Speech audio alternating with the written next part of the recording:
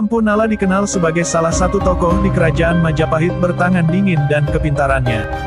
Ia menjadi Panglima Majapahit atau Rakrian Tumenggung. Sosok Empu Nala disebut-sebut sejak zaman pemerintahan Raja Tribhuwana Tunggadewi hingga Hayam Wuruk.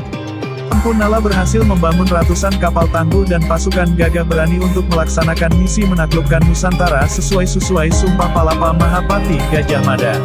Kapal-kapal perang Majapahit yang disebut sebagai Jung Jawa dengan meriam Cetbang saat itu merajai lautan dan sangat disegani.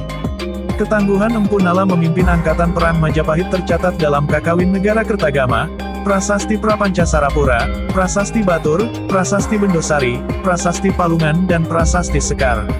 Empu Nala diangkat menjadi Panglima Majapahit oleh Raja Tribhuwana Tunggadewi.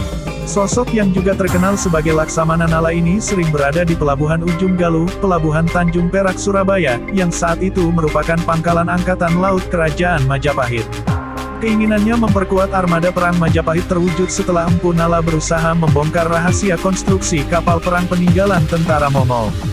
Kapal-kapal itu dipakai memperkuat Angkatan Laut Majapahit.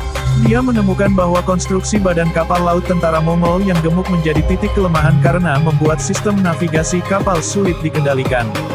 Hingga akhirnya, Empu Nala akhirnya merancang bentuk kapal yang ideal bagi Angkatan Laut Majapahit. Dia mampu merancang badan kapal yang lebih ramping namun kapasitasnya jauh lebih besar daripada kapal sebelumnya.